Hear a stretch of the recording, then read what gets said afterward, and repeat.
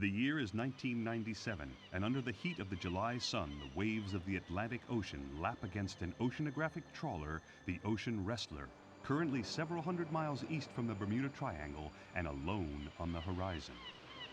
On the weather deck stand 4 searchers, the sea breeze filling their lungs as they pose for a photo. Behind them, a specially constructed, toughened submersible designed to operate under severe and abnormal conditions, ideal for their purposes.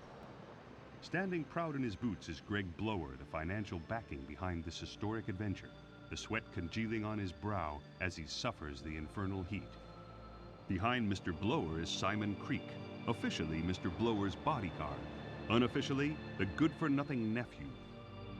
Then, the enigmatic Helen Milton with her alert scientific mind, educated in the top colleges in the country. Finally, Professor Caldwell, world-renowned archaeologist, considered to be a fruitcake on the hunt of a lost cause by many in the archaeological community, but in his heart and mind, he knows the many clues and legends he has followed will prove true in the end. The 4 enter and seal the only exit to the submersible. The tension in the air is thick, and as the professor checks the oxygen pressure levels, the winch is started up and the submersible is slowly lowered into the deep, murky Atlantic Ocean. The search for a mystery hidden by the sands of time has begun. This is the search for Atlantis. Atlantis, a myth known around the world as the city which was sunken by an angry god. Many have searched for it and failed. The lost city has hidden itself well from the prying eyes of the world.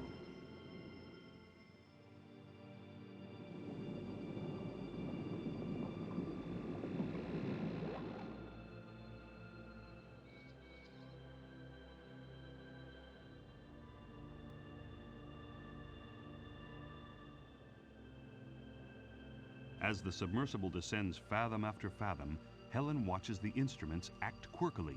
It started with a twitch here and there, then some unbelievable readings. Looking at his chronometer, the professor smiles to himself.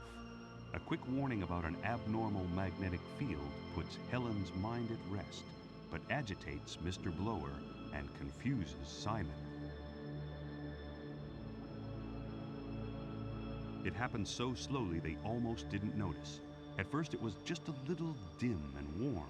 Then as the sleek yellow submersible continued into the magnetic field, it got brighter and brighter and warmer and warmer. Then Simon noticed a fish, a big fish, a glowing fish.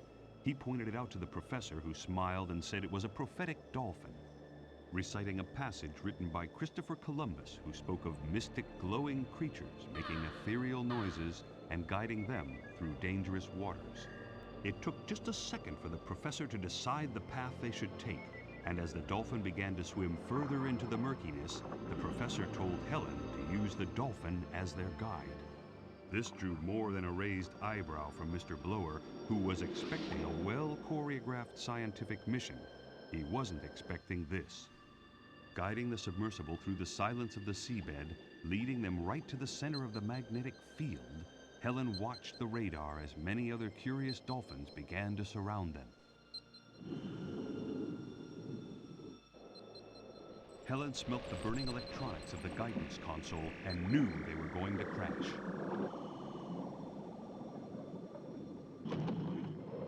The submersible shook violently as it made contact. Everybody was thrown from their seats onto hard, unforgiving surfaces.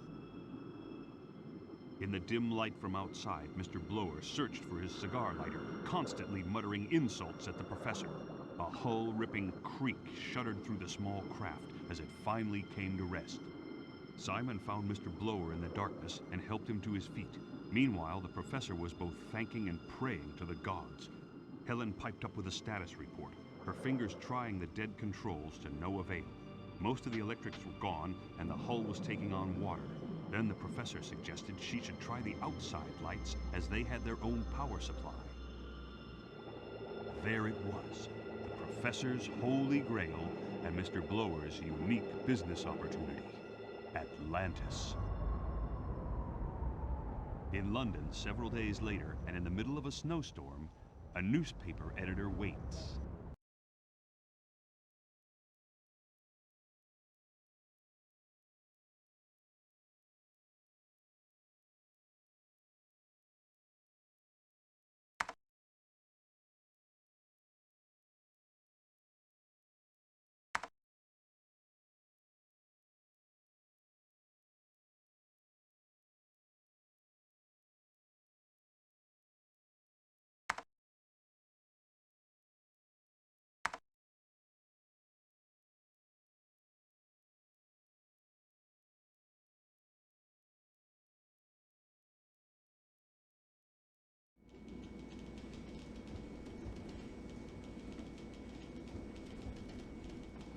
Kendall, you look exhausted. Have all those football matches you've reported on finally got to you?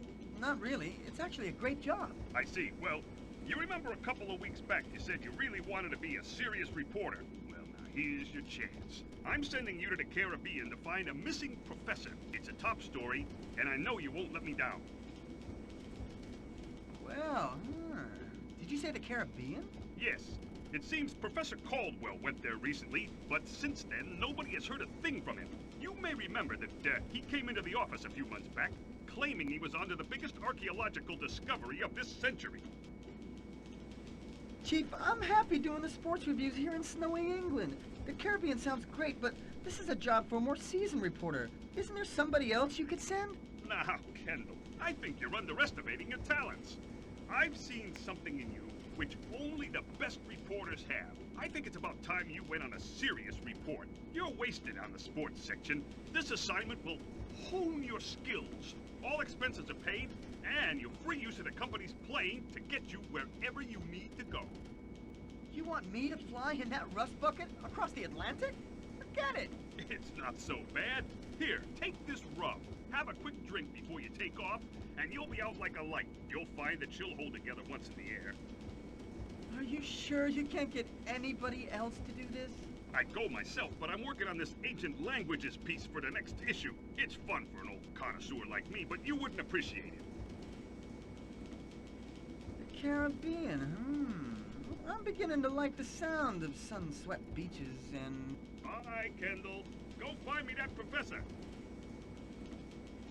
Bye, slave driver. Oh, I mean, Chief.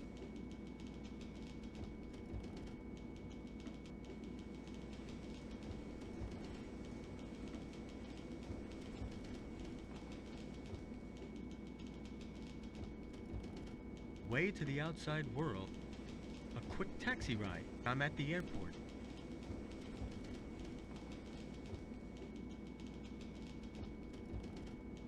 Way to the outside world.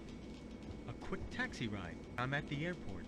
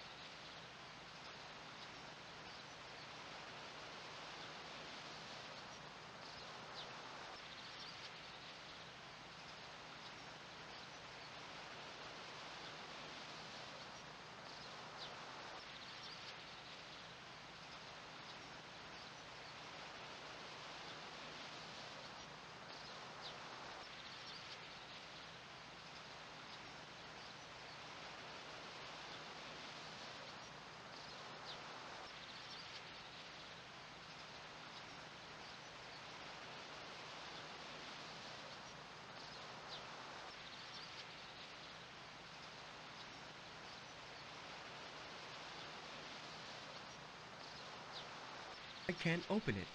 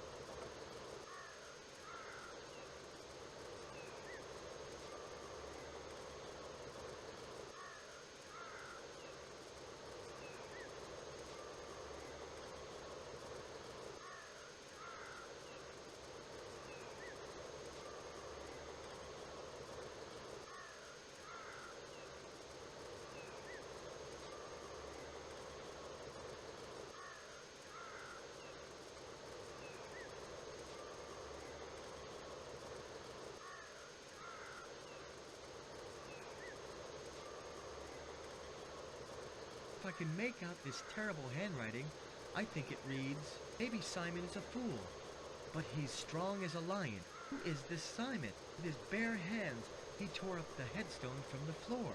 The church, and under it was the missing key. I can't read anything else but a rusty passage to an ancient tomb.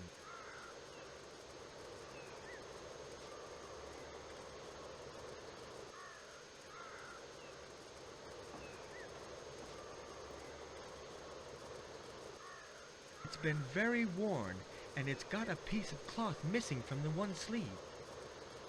It isn't good enough to wash the floors with. Forget it.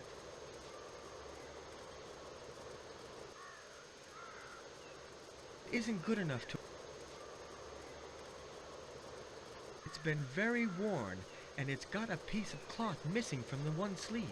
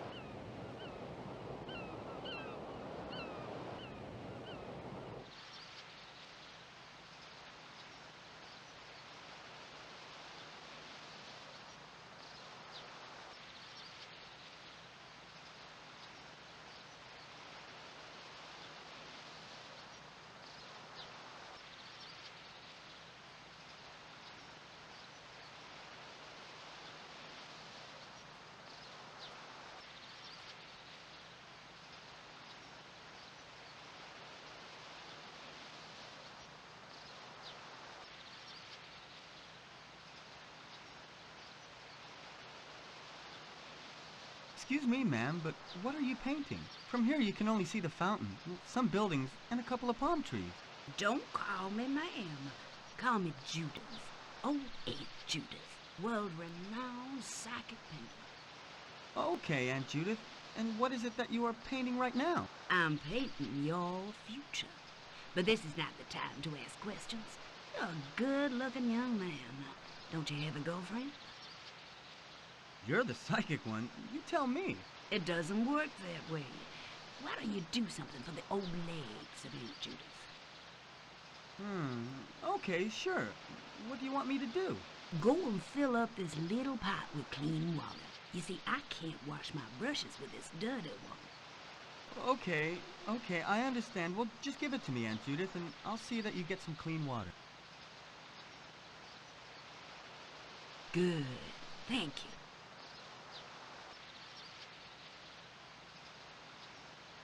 Have you seen a strange-looking English guy around here? Well, he's a scientist and probably came here with a lot of equipment, doing some research. If I'd have seen such a man, I wouldn't have missed a dinner opportunity. Dear, I've seen nobody like him. Okay, thanks anyway.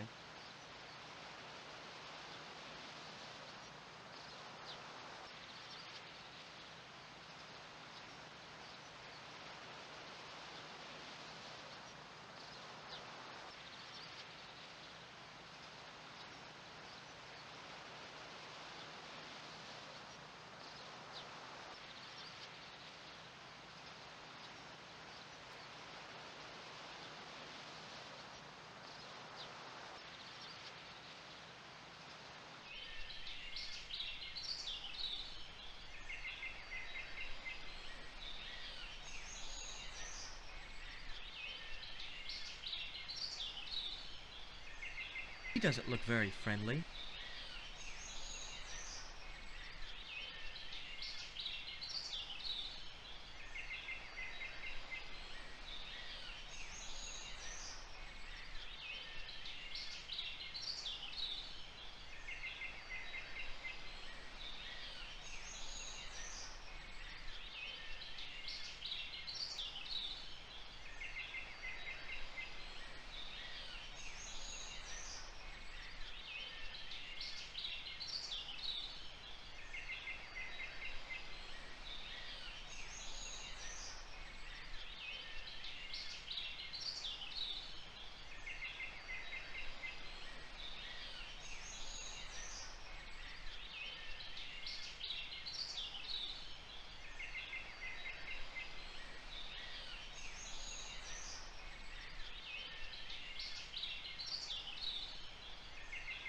I'm wasting time.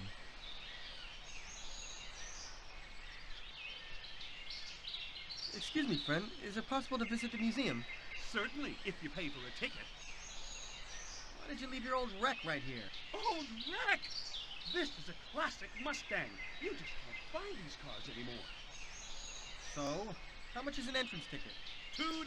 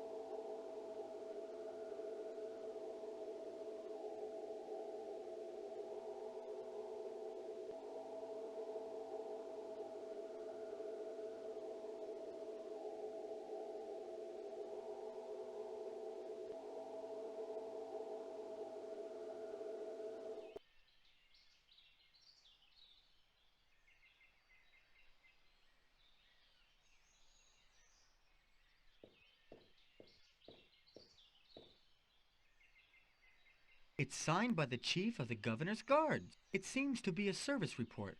Let's see what's in there. After 3 days of strict siege, my men managed to penetrate inside the fortress, forcing the barricaded doors. However, inside there was no sign of Mancusan pirates. They vanished again, using means which may resemble sorcery.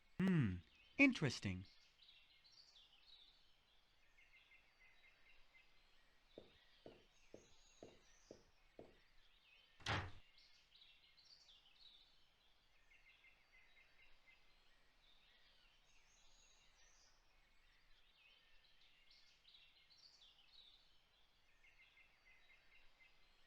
Hey, what's happening? Oh no! My precious little car! Damned hooligans! My poor little thing! Don't worry, Daddy will clean you.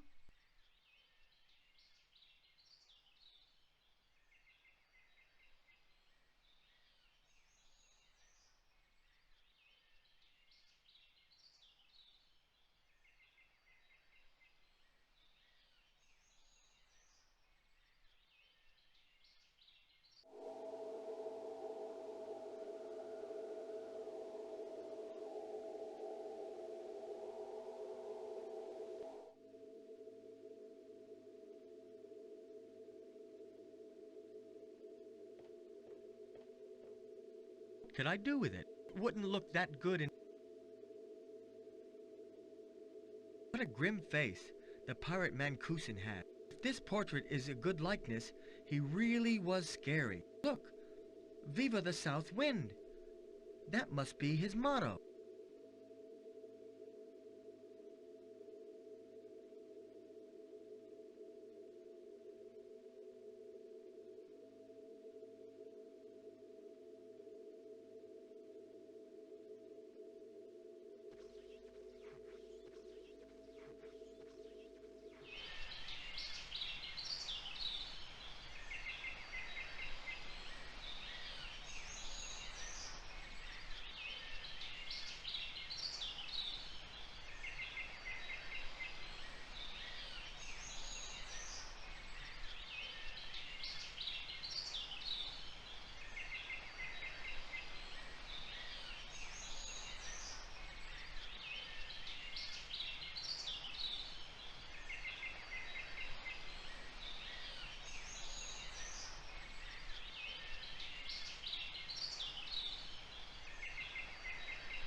I'm wasting time.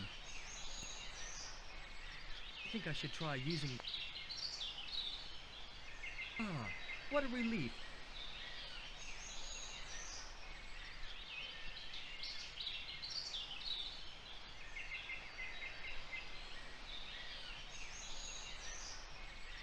I'm wasting time.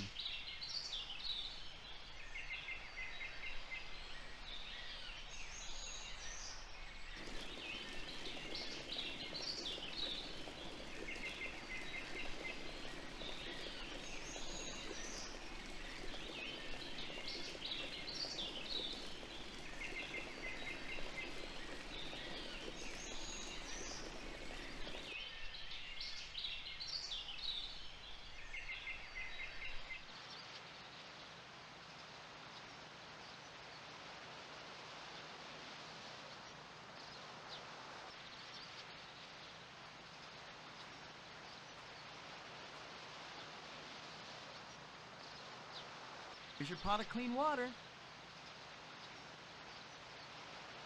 Thanks, kid. If you ever need your auntie, you can count on her.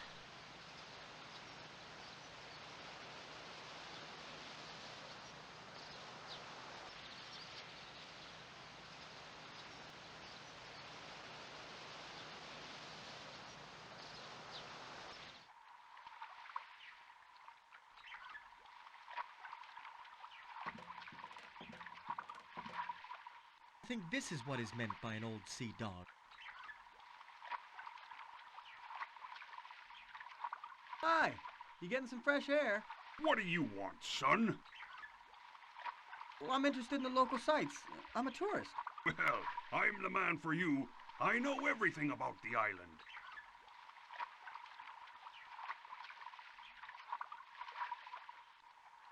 I've seen an English professor with his assistant around here. You're American, aren't you? Yes. These islands are becoming fashionable for you guys lately. Before, nobody came here, but now, What do you mean? not too long ago, a strange guy came here, English for sure, and he was looking for something. He was asking a lot of questions. He was looking for trouble, and he found it. Such as what trouble? What else do you know? I know that you ask too many questions for a tourist. Take a hike. I'm busy. Please, just tell me where he went. It's very important. Who knows? I don't need this hassle. I feel like telling me some of the tales about the pirate Mancuson. Tales? This is history. Once the pirates ruled these islands. Interesting. My brother and I are the last descendants of the ferocious Mancuson. Look, kid, I got the pirate's tattoo on my arm. There are only two of us in this world that still have it. Me and my brother, Tobias. Also called Black Sheep. Blast him. Well, you don't seem very friendly towards your own brother. The betrayer stole my life savings and ran away with my map to look for Mancusion's treasure. I saved every penny to go myself in search of the treasure when I retired. But you see, blast it. Oh, come on, don't think about it. If he finds the treasure, I'm sure he'll send you a check. Show me your tattoo. Cool, isn't it? Only members of the gang could have this tattoo done. A white dolphin with the secret motto, Viva the South Wind. What does it mean? If I tell you, it wouldn't be a secret motto anymore, now would it? That's true. I read a strange letter in the museum. It said that the pirates always managed to escape capture. How do you explain this? Their chief, the famous Mancuson, was the most astute and cunning of all the pirates. Why the most astute? There are some very good stories about him and his voyages. The governor, trying to capture the pirates, turned yellow because of the jaundice he got from being angry. They used to call him Don Canary. But how could Mancuson escape every time? This is still a mystery. They used to go inside the fortress, which is now used as the museum, and puff, they disappeared. Whoever tried to reveal their secret was always found hanged by the tongue. Yuck. He wasn't playing around, old Mancuson. Well, you asked me about the English professor. Here's what's left of him. Keep it. It's a souvenir of the dear, curious professor. He lost it while I was taking him and his assistant to the oceanographic ship off the coast of Bermuda. I wouldn't know what to do with it.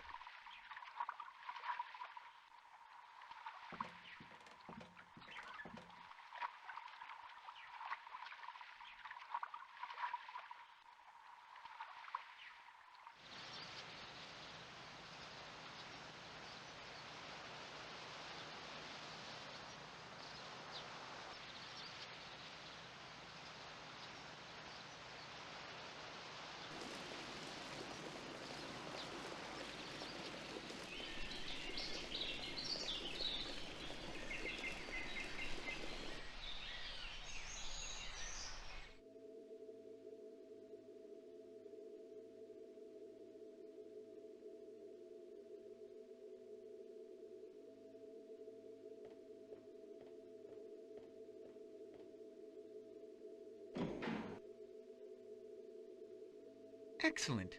Now the pointer has moved from east to south.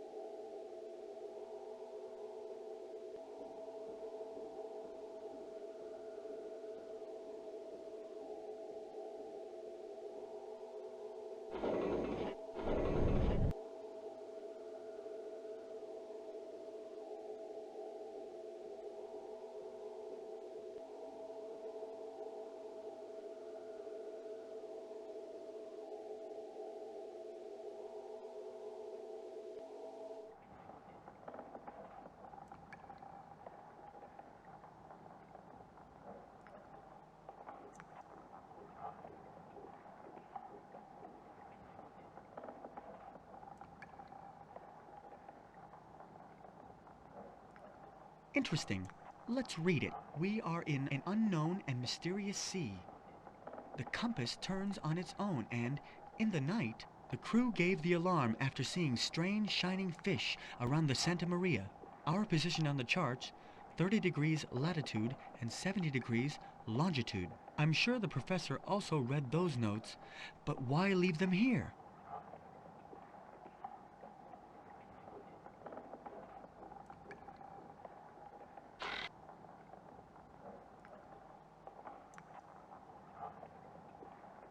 Don't understand. There's only this big M on the bottom. Maybe it's the initial of the pirate Mancuson.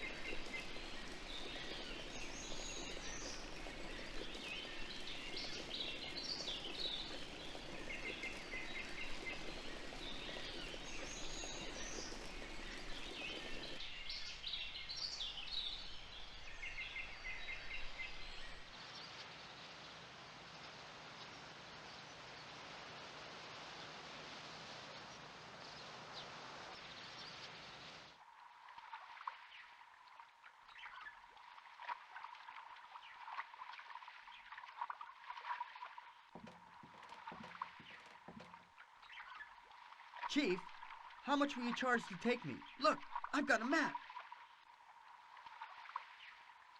Nothing. Wonderful. Let's go right now.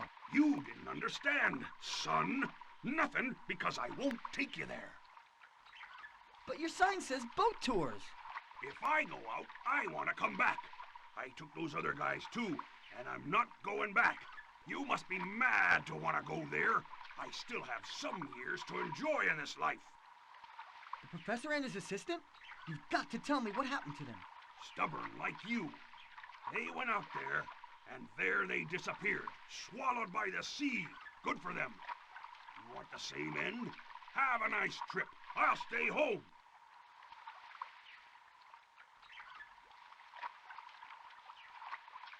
Well, then I'll swim there.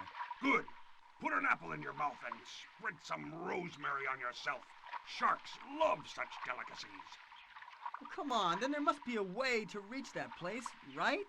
Yes, there's only one way. How? With old tweezers. With old tweezers, you can sail through a hurricane. Tweezers? Who's that? Tweezers is not a guy. Tweezers is my good luck white crab. I lost him. Without Tweezers, I won't do anything.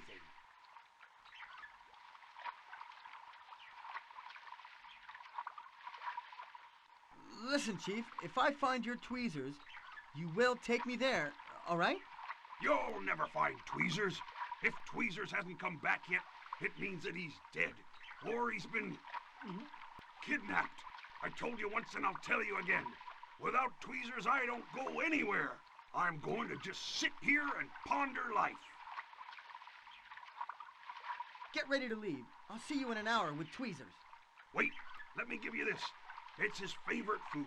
Poor little thing, he must be starving.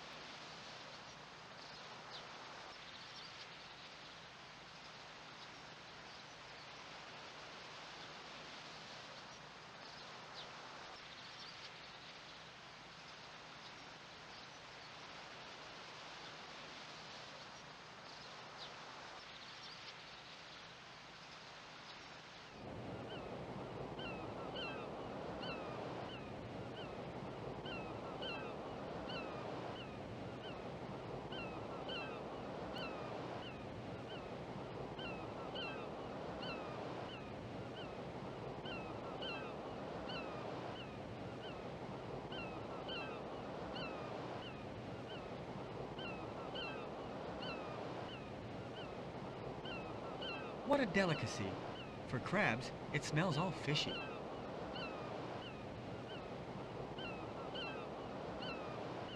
What a delicacy. For crabs, it smells all fishy.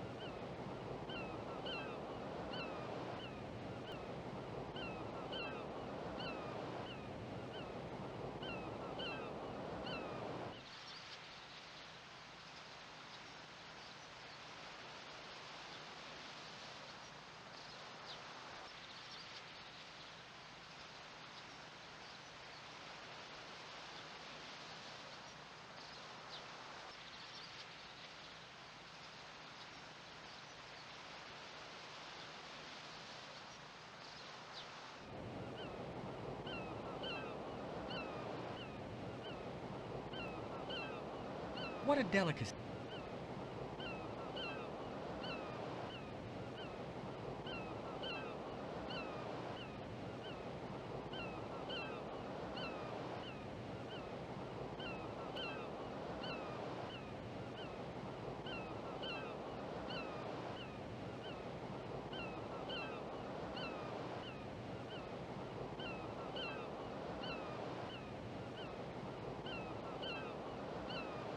That's not helping me at all. Let's try.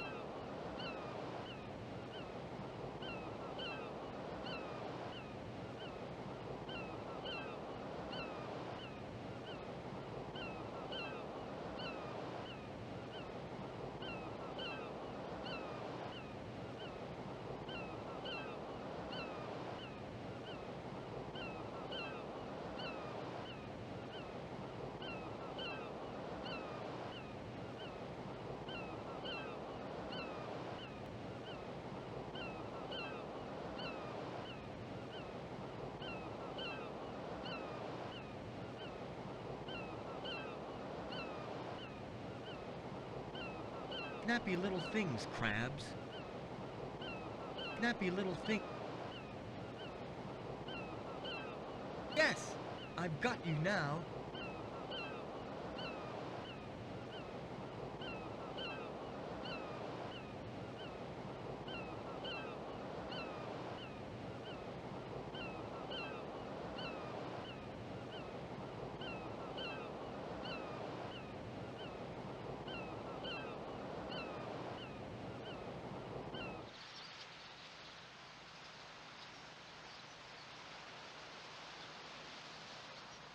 I'm glad this...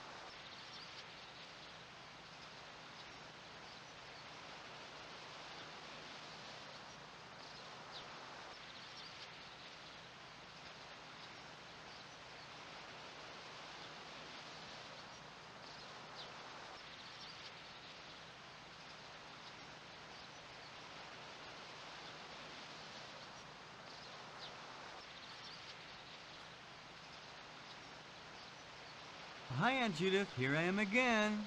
Can you do something for me? You see this crab? Could you paint it white? Ain't it white? Oh, sure. What I really need is a little drop of rum.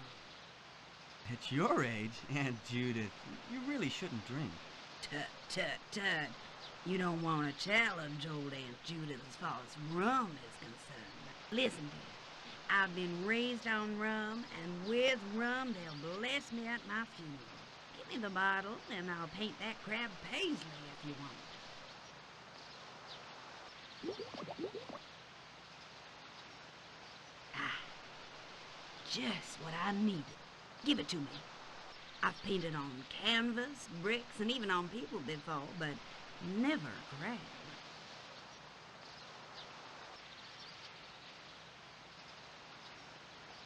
Here we go, brand new.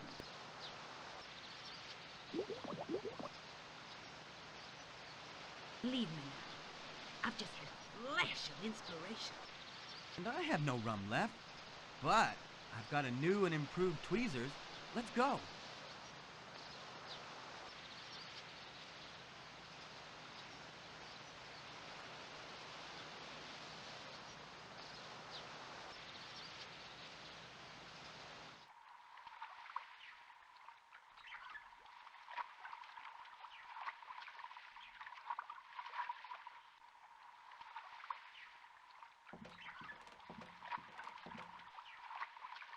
Here I am again, and this time I'm not alone. Oh, tweezers, my friend! Where have you been? What are you waiting for, kid? Quick, let's go!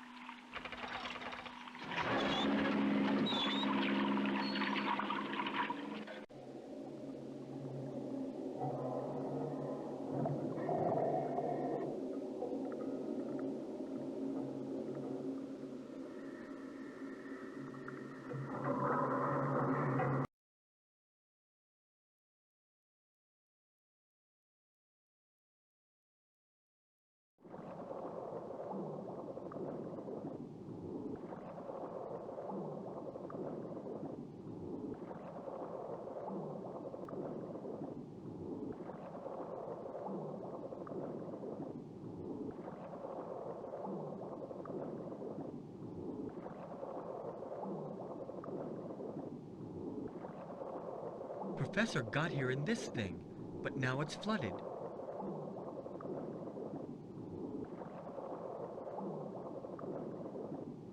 It says, "Attention!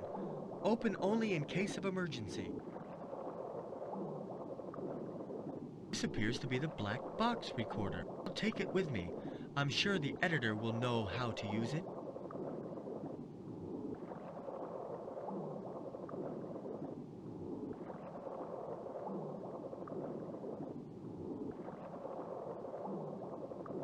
If I pull on this rope, the sailor will throw me in. If I pull on this